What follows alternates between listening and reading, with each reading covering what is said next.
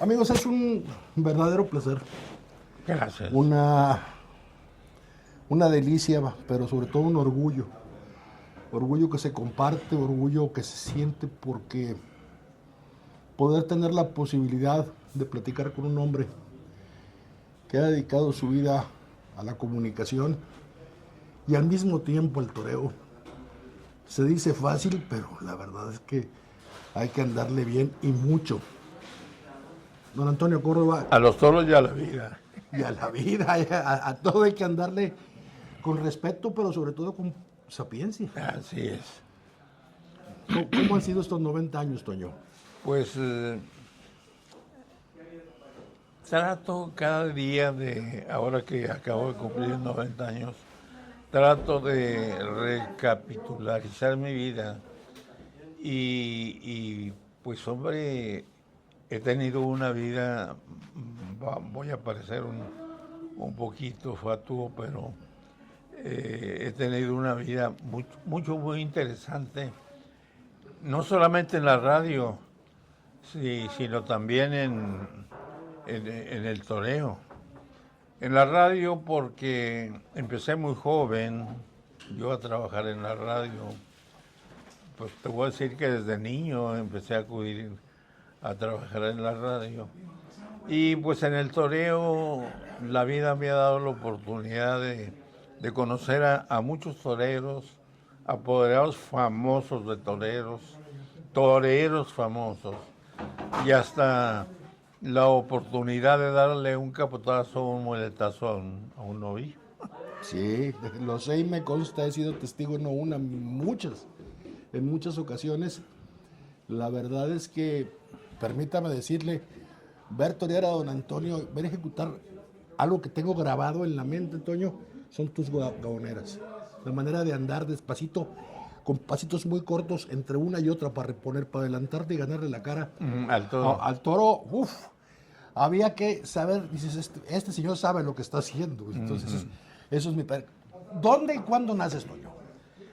Bueno, nací en la ciudad de Saltillo, Coahuila, capital de la cultura. Este, nací el día 7 de noviembre de 1934.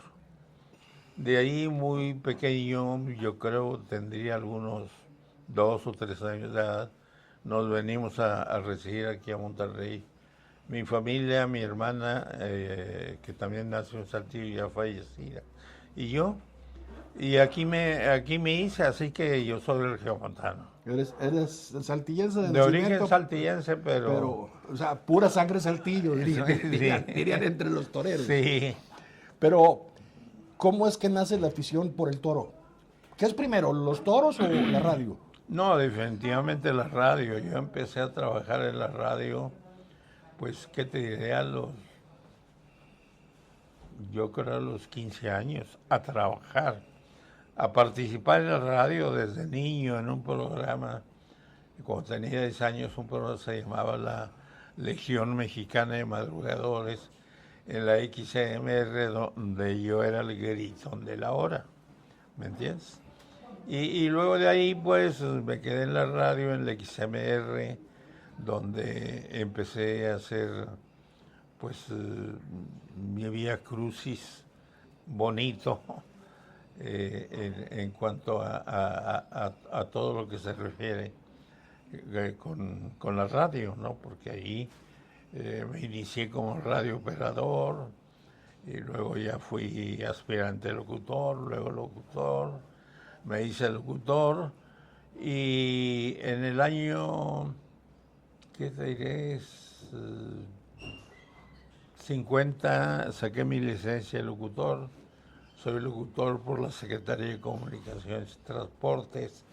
Mi credencial es el número 2867. Y luego me fui a México a trabajar en el año, debe haber sido en el 53. Me fui a trabajar y la primera difusora en la que trabajé en México fue la XRH, propiedad de Arsenio Tuero, hermano de Emilio, el barítono Argel. Y ahí estuve trabajando una temporada hasta que se suscitó un problema de conflicto huelga y tuve que salir, pero luego me coloqué en Radio Centro y de allí para allá trabajé en varias difusoras, Radio Centro, Radio Variedades, trabajé en XRPM, que es Radio Programas de México, trabajé en RCN, Radio Cadena Nacional, trabajé en Radio 620 y lo interesante de esa época es que fui, yo creo que uno de los primeros locutores que pasó su voz dando noticias en toda la República, ¿no? Porque ahí en Radio Programas de México hicieron lo que dicen ahora un casting y me escogieron a mí para pasar noticieros que yo pasaba desde la redacción del periódico Excelsior. Ahí montaron una cabina y yo pasaba los noticieros. Éramos dos locutores. Tuve varios compañeros, pero yo fui uno de ellos. Y en esas andanzas, pues, traté y me hice amigo y aprendí mucho de personajes del periodismo como Julio Scherer García, que en esas épocas era el reportero de la presidencia, allí en el periódico Excelsior, Jaime Durán, Rivas Torres. Rivas Torres era el que escribía los noticieros, era el jefe de redacción. El director en esas épocas era un regiomontano, don Rodrigo de Llano. Cuando yo llegué a Monterrey, yo venía de México y me trajo don Gonzalo Estrada Cruz a Radio Alegría, que se iba a inaugurar en ese entonces. Y tenía un concepto de esa estación de música muy juvenil, muy ágil. Y aquí teníamos el concepto de buenas tardes, ¿cómo están? Y, ¿verdad? Los Romo, toda esa gente. Y entonces nosotros éramos ágiles. Yo había trabajado en La Pantera, una estación muy ágil. Y llegué aquí y empecé a oír las voces. Y yo me imaginaba, pues, unas estaciones pequeñitas, ¿verdad? De pueblo, como vulgarmente decíamos. Y no, empecé a oír voces muy, muy impactantes.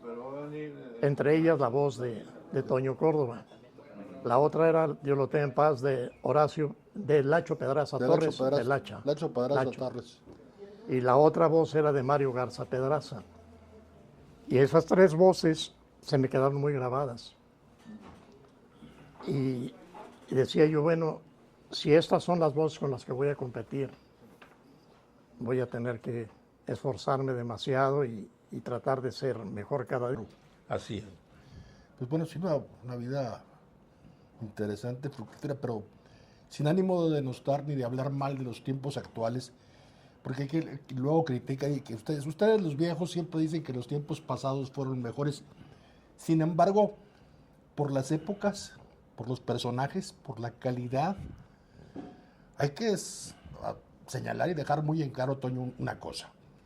En aquel tiempo, cuando empezaste, había unas voces de privilegio, unas voces increíbles por lo educadas, por la forma que tenían de frasear, de modular, de entonar, de impostar la voz. Uh-huh. Pero además eran dueños y propietarios de una cultura general infinita. Sí. Porque para poder pararte o hablar enfrente de un micrófono, había que tener cultura y saber de lo que estabas hablando. Exacto.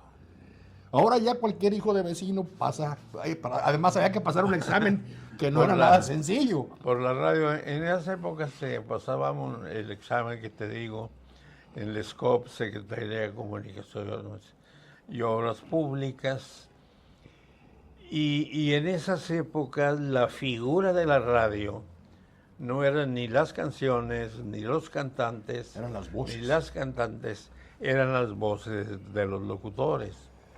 Que Luis M. Farías, que Jaime Manrique, Don Pedro de que Lille. don Pedro de Lille, que Nacho Santibáños, que Luis Cáceres. Entonces, y estoy hablando de ellos porque pues ellos eran el ejemplo, El espejo. el espejo de quienes queríamos seguir una trayectoria ascendente en la locución. Ellos eran los locutores del XW, pero en las demás difusoras había locutores donde si tenías una voz muy bonita, muy personal, tú tenías trabajo. Y te voy a decir, tú mencionaste ahorita que los locutores impostaban la voz. Yo nunca la imposté, ni los que te menciono. No, no, no. ¿No? Tal vez algunos otros, en épocas más recientes, sí impostaban la voz, como por ejemplo, hubo aquí un locutor en el XMR que se llamó, déjame ver si me recuerdo, que lo oías hablar y su voz era pequeñita y era el micrófono, o sea, impostar la voz. Pero te hago esta referencia porque en esas épocas las voces naturales de todos. Sí, pero vaya, tan se enseñaron a hablar al micrófono porque no había ni siquiera escuela. No. Aprendían todo esto En la práctica. En la práctica se hacían dueños de un estilo propio, de un sello, y entonces era la manera de destacar.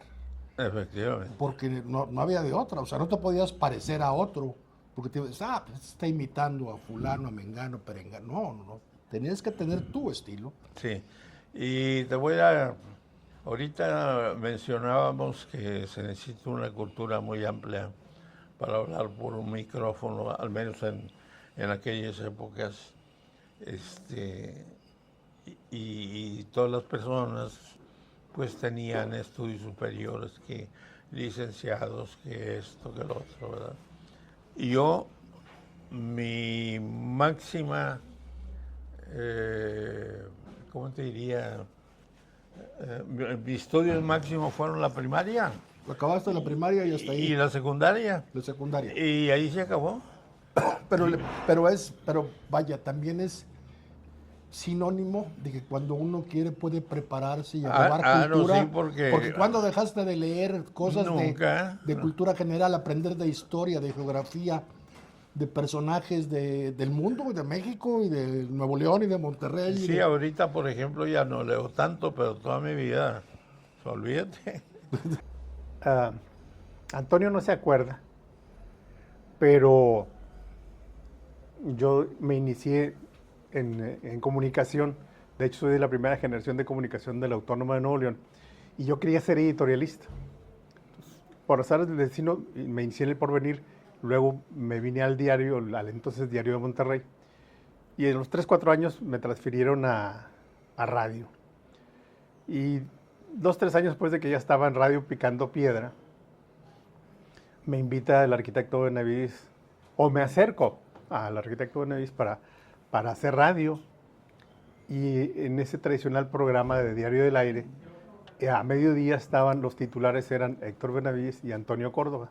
Y el arquitecto, o le habían llamado para algo importante, un día o dos a la semana se salía 5 o 10 minutos de cabina, o se ocupaba en algo, y se quedaba Antonio Córdoba conduciendo. Pues un buen día, se sale Benavides primero y luego me dice Antonio Córdoba en un corte comercial: ¿sabes qué? Tengo que ir a grabar un noticiero.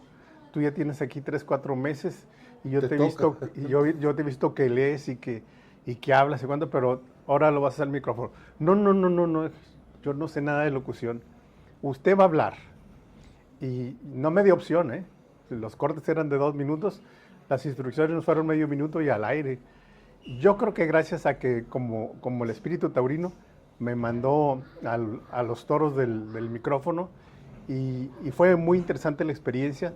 ¿Y cómo llegas al toro, Toño? Bueno, al toro, cuando yo era pues chavalillo, de 10, 12 años, me gustaba mucho el béisbol, jugaba béisbol, pero luego mi papá que en paz descanse, me empezó a llevar a los toros cuando tenía unos 6, 7 años. Y cuando tuve 12, 13, 14, ese reflejo de niño se me vino al día de adolescente y empecé a incursionar en el toreo, ¿no? ¿Cómo? Pues yéndome a las ganaderías como se acostumbraba antes, ¿verdad? Que te hacías torero en las ganaderías. Pero nada de como los de ahora, que llegan en carro y piden que pasen por ellos. Y, Sí. no, Bueno, allá, sí. allá había que andar la legua. Los aspirantes a toreros de ahora sí. Pero en aquellas épocas, pues, aprendías y además yo tuve una suerte muy, ¿cómo te diría? Pues grandiosa, porque cuando yo me fui a trabajar a la Ciudad de México de locutor, lo hice con la finalidad también de torear lo que se pudiera. No toreé mucho, toreé 2 o 3 sobresalientadas o 2 o 3 novilladas por ahí en pueblos del Estado de México, de Jalisco y eso. Pero lo que sí me hizo aprender el toreo es que la vida me llevó a ser amigo de personajes muy interesantes en la fiesta de los toros, como el maestro Pepe Alameda, que fue lo máximo, mi máximo maestro, a Ernesto Salazar Doneto, a Clarinero, a muchos personajes famosos.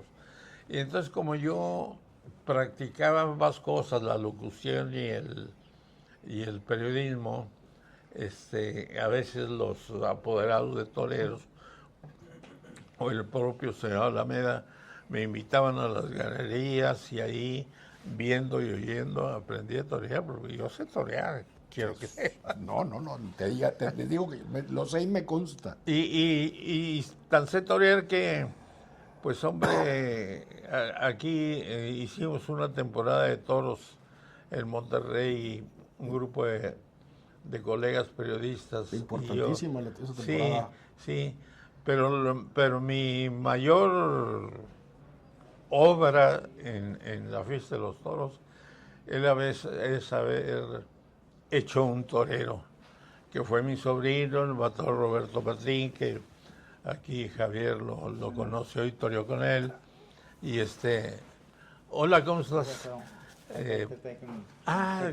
Gracias, muy amable. Siéntate tantito que estamos en plena plática de periodismo. Y entonces el haber formado a Beto, pues, es mi máxima obra. Lo tomaste a Beto siendo niño, Siendo niño, Roberto fue mi sobrino político, porque él era sobrino de mi esposa, María de la Paz, que en paz descanse.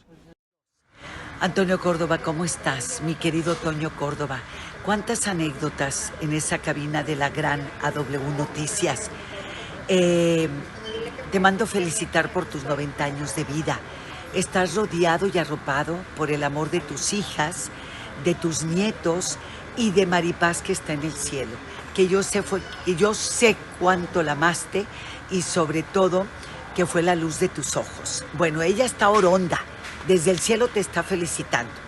¿Cuántas anécdotas? ¿Te acuerdas una de ellas? Porque tú me apoyabas mucho para cómo entrevistar a los toreros, a los matadores. ¿Te acuerdas aquella vez que entré al burladero y que se brinca un maldito toro y don Jesús Garza Hernández estaba echando madres? Porque una vieja aquí es de mala suerte. ¿Te acuerdas? Bueno, hay tantas cosas contigo que recordar, pero lo importante es que a nombre de mi esposo y de una servidora te queremos mucho, te respetamos. Eres un grande de la locución, eres un grande del medio de la comunicación. Por eso estamos aquí, tus mejores amigos. Que te la pases súper y a todo dar. Salúdame a todos los que nos están viendo. ¿Sale? Ok. Por cierto, te voy a preguntar, ¿ya comió, compañero? ¿Ya comió? Y un día, cuando éramos novios, me dice Maripaz, oye, tengo un sobrino que quiere ir a los toros, ¿lo podemos llevar? Claro, claro que sí. Yo pensaba que era el más grande de los hermanos de Beto, que era Fernando, que tenía entonces 16, 17 años. Pero me llevé la sorpresa de mi vida cuando vi a un niño esperándome en la esquina. Yo no entraba a la casa de mi novia todavía. Estaba en la esquina y salió mi novia y me dijo, mire, mi sobrino Roberto tenía 7 años. Y luego lo empecé a llevar a los toros. Me dijo que quería ser torero. Le dije, te voy a probar con Una becerra. con una becerra. Yo organicé un festejo taurino en Montemorelos, junto con un político y locutor que tú conoces, Arturo Suárez Luna, Elisa Suárez Luna, político de la época de Luis M. Farías. Hicimos, Arturo y yo, un festejo taurino en Montemorelos, en el Parque de Bilbao. Ahí llevé una becerra para Roberto y le salió, y entonces pues ya lo empezamos. Sí. Un torero de privilegio, un ser que quienes tuvimos la oportunidad de verle torear a Beto, Sí, era una intuición enorme y una facilidad sí, para sí. hacer el buen toreo, que a veces parecía demasiado fácil. Le decíamos, Beto, es que tienes que vender lo que haces porque la gente cree que lo estás haciendo muy fácil. Y la verdad es que era de esos toreros que gracias a la técnica y el conocimiento, les decía en alguna ocasión en una charla de ganaderos, Toño, platicaban, llevar a Beto Martín es complicado y no te sirve mucho como tentador. Le digo, ¿por qué? Si todavía muy bien. Dijo, no, porque hace pasar a las vacas malas como buenas. Dijo, el ganadero se equivoca, dice. Entonces, Sí. Beto era muy bueno, pero un excelente torero que se formó. una de sus últimas épocas de vida era el tentador oficial. Después de haber sido el Calecero y Rafael Rodríguez, tentadores oficiales en Golondrinas, el Beto era el tentador oficial. Era el tentador de esa casa, de aquella temporada. Y es a lo largo de los años que tienes un montón de experiencias, de anécdotas, de transmisiones. Y recuerdo con especial afecto la despedida del maestro Martínez, de Manolo, de tu compadre, donde el maestro Alameda te cedió el micrófono y dijo, venga, hágase usted la crónica de uno de los toros. Sí, el maestro Alameda, una vez encontrándonos, porque él, te vuelvo a repetir, lo conocí desde mis épocas en México, y yo trabajé con él de colaborador en una revista que se llamó Cine Mundial, que él dirigía, y con él hice varias colaboraciones taurinas en México. Entonces él me conocía perfectamente, y porque cuando Alameda, más bien su esposa, Xochitl, fue empresaria aquí en el Plato de Monterrey, pues yo pretendía ser torero y fui 1000 veces a pedir una oportunidad que no me dieron, pero él me conocía. Y entonces un día, allí en Querétaro, me dijo, oiga Antonio, usted sabe de toros. Eso es lo que me dijo, usted sabe de toros. Y como tal lo voy a invitar a que narre en algunas ocasiones conmigo, como comentarista. Privilegio de muy pocos, No, contados. sí. Que yo recuerde tuyo. Y lo demás era la voz comercial, pero sí. dejar que alguien compartiera el micrófono. Él tuvo por ahí un discípulo que para mí es el mejor de todos, que es, ¿cómo se llama? Tocayo tuyo, Paco Terán. Paco Terán. Sí. Ese cuate le aprendió a Alameda lo que no sabes. Pueblo, pero te digo, Poblano, sí. Poblano, Paco, excelente amigo, gran voz y Sí. además muy inquieto para la producción y la realización de muchas cosas, celoso guardián del Del- legado del maestro sí. Alameda. Pero volviendo a tus épocas, te toca una época de grandes voces y grandes locutores, donde la radio era mágica, donde la televisión todavía no despertaba, empiezas a crecer, pero sigues en la radio, tienes grandes experiencias en ella, y te toca también el nacimiento de, bueno, la parte medular de lo que sería la época de oro del toro en México. Ver a Garza, Armilla, ver a Russa, ver a tantas figuras, Toño, debe haber sido de locura. Sí, claro que sí, y no solamente de aquí de México, sino de España, de Portugal, de Colombia, etcétera. Pero ahorita que mencionas eso, aquí en Monterrey, pues que yo recuerde solamente un cronista profesional 100%, que yo recuerde es a Pablo Lozano Pablote, Maestro paz Pablo. descanse el hombre, que luego fue muy amigo mío. Pero el primer cronista taurino que transmitió corridas por televisión aquí en Monterrey fui yo. ¿Fuiste tú? Fui yo. Las empecé a transmitir por el Canal 10 y luego por el Canal 3, no en forma directa, sino se grababan, por si te empezaba la corrida a las 4:30 de la tarde, y a las 9, 10 de la noche a empezaban. la media corrida, Iban adelantando. en el Ecuador, que dicen tanto los cronistas, ¿no? En el Ecuador de la corrida, o sea, a la mitad, cuando iban 3 toros, Iba- y llevaban el material y luego la otra parte. pero era. Pero, sí, pero, sí tra- me pero recuerdo. transmití corridas por televisión aquí en Monterrey antes que nadie. Me platicaba de las peripecias que pasaban, en paz descanse, el finado Carlos Vázquez, Carlitos Vázquez, Carlos Vázquez, que sí. fue productor, Ujú. y de lo que batallaban para montar los equipos. Jesús Alberto Martínez Galindo, el Flaco Martínez, que era camarógrafo, también me platica muchas historias acerca de las transmisiones que hacían, y luego ya después cómo se incorporó el tío Rodolfo Guzmán a las transmisiones.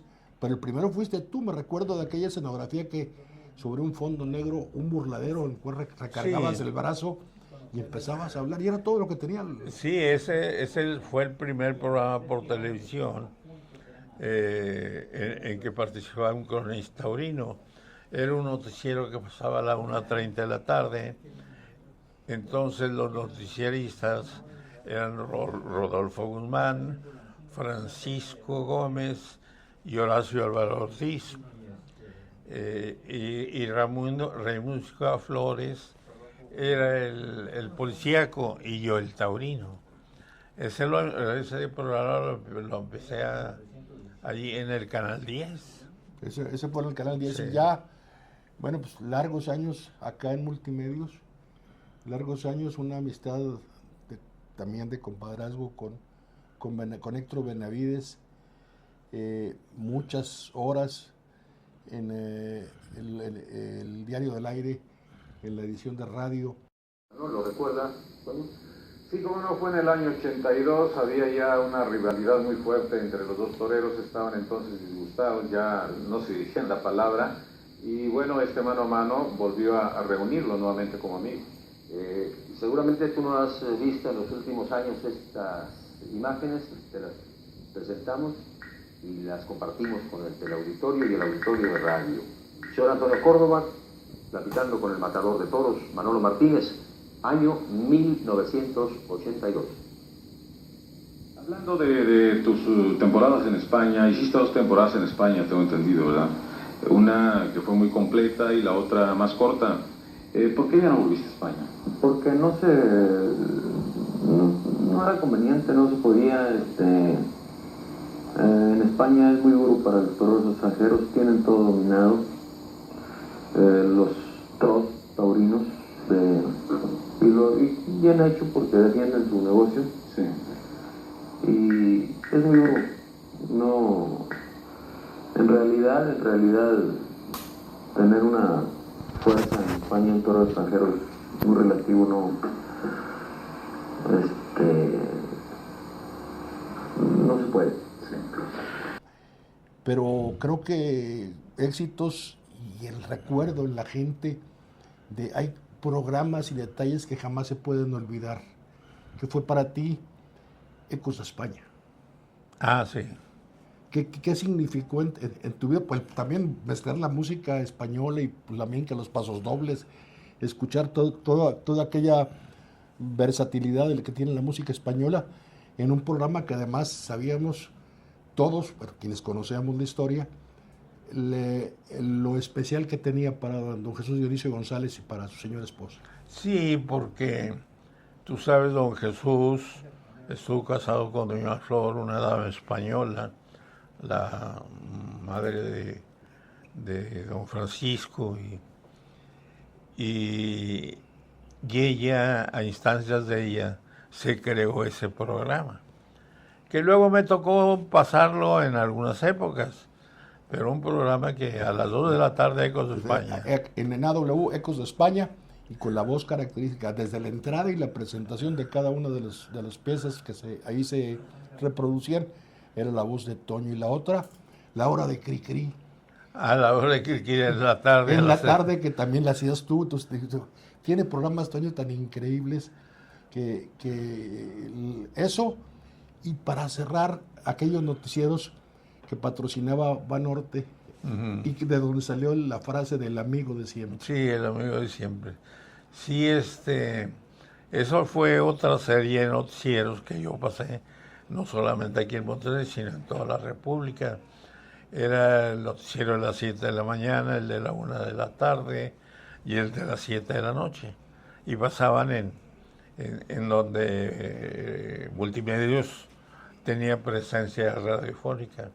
Sí, el noticiero Banorte, durante mucho tiempo, durante unos 20, 25 años. Se dice rápido y se dice fácil. ¿Qué te queda después de todos estos años de la locución, de la radio y del toreo, Toño? ¿Con qué te quedas? ¿Con qué me quedo de cada uno de ellos? Con los tres. Con los tres. Pero ¿qué es lo que, de cada uno de ellos, cuál es el recuerdo más grato? ¿Qué es lo que te deja mejores sensaciones, sentimientos, recuerdos? ¿Qué es del toreo? Como, hombre, tuviste una época de locura, no solo con la voz, sino además con la pluma, porque además un extraordinario redactor, y redactando una columna casi a diario, No, a diario. A diario, en El Porvenir. Sí. Hubiese o no hubiese festejos, había que escribir tanto de material, y lo hacías con gusto, y además las crónicas eran muy extensas, eran muy bonitas. Entonces, escribir, hablar de toros, no solo eso, hacer empresa, como lo hicieron los tres cronistas. Arturo García, Guillermo Leal y tú. Aquella despedida del maestro Briones, donde junto con Capulina lo vas llevando, tú con Capulina lo vas llevando a hombros. En hombros, sí. Junto con todos los cronistas de la época de Monterrey. Sí. Así lo pasaron en hombros, pero fuiste tú con el maestro Gaspar Anaine. Sí. Y haber participado en tantas cosas. ¿Qué es lo que de los recuerdos más bonitos que tienes, Toño? Pues sería bastante difícil recordar uno, pero pues en la radio lo que me llena de satisfacción es haber trabajado en la Ciudad de México en una serie de emisoras y empezar a hacer prácticas en la televisión. Del toreo, pues lo que más me llena de satisfacción es el haber sido cronista taurino por muchos años y el haber tenido la oportunidad de, pues ahora sí que, aunque suene un poco raro, haber tenido la oportunidad de alternar con el maestro Alameda. Que si te acordarás, en esa ocasión, que fue la despedida de Manolo Martínez, quería Pepe entrevistar a Manolo y no se dejó Manolo. Entonces lo que hizo el maestro Alameda fue, bueno, ahorita platicamos con él. Por lo pronto los micrófonos con Antonio Córdoba. Y luego me mandó los micrófonos, yo empecé a hablar y esto y lo otro. Desde luego me preparé enormemente bien. Y luego cuando vino, me dijo, muchas gracias Antonio. Y luego dijo, a los aficionados de la República, les digo que Antonio Córdoba es un cronista taurino de la ciudad de Monterrey, que yo invité por tratarse de que se despide su paisano Manolo Martínez. Y además, como ya habrá notado, es un cronista taurino que sabe de toros. Que le entiende al ajo. Bueno, y detalles como esos pues hay muchos en mi vida. Ha sido muy prolífica mi vida en lo que he practicado. Brillante, creo que una de sus máximas creaciones. Pero como se acerca el momento culminante, dejo este micrófono en las manos sabias del maestro José Alameda. Muchas gracias, amigo Antonio Córdoba. Precisamente la presencia del amigo Antonio Córdoba obedece al deseo de todos de que haya un cronista regiomontano presente en esta despedida del torero de su tierra. Así pues, él estará en nombre propio, que lo hace muy bien además en el micrófono, como ustedes han tenido ya ocasión de corroborarlo, en nombre propio y en nombre de todos sus compañeros informadores de la ciudad de Monterrey, Nuevo León. En esos años en que pues las vacas flacas en la familia, porque no había los recursos para poder cubrir un boleto de entrada en la Plaza de Toros, siempre fuimos atendidos por don Antonio Córdoba. Para mí ese estrés que se vive en la plaza, de ver la plaza llena y no tienes un boleto en la mano, en mi niñez era un estrés terrible porque se batallaba mucho para entrar a la plaza y siempre nos asistió don Antonio Córdoba. Para mí eso me marcó en mi niñez.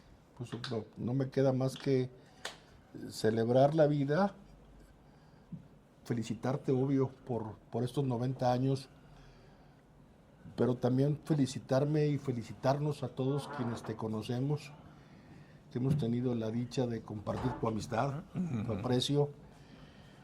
Felicitar a Monterrey y a México entero, que ha tenido la oportunidad de escuchar una de las voces más hermosas que yo he escuchado en la radio, más mágicas, que es la tuya. Y felicitarnos por haber coincidido en este mundo. Toño, muchísimas gracias por todo. Al contrario, Paco, muchas gracias a ti y muchas gracias a tu camarógrafo y a ti porque me has dado la oportunidad de recordar un poco disperso mi recuerdo, porque son 90 años y ya no pero tienes, no, la verdad es que ya no tienes la afinidad de... No, pero tienes una lucidez impresionante y una capacidad para recordar fechas, nombres, personajes y cosas. Sobre todo cuando son los recuerdos gratos, cuando son bonitos es más fácil que se le quedan a uno en la mente. Te agradezco mucho. Al contrario, Paco, gracias y que sigas triunfando, porque yo también te leo y ahí en las llamadas ahora redes sociales, en el Facebook, ahí busco tus crónicas y gracias por lo que publicaste de Beto Martín. No, hombre. Hace poco que hiciste una cronología más o menos de su vida de torero. Gusto. Así que gracias. A ti.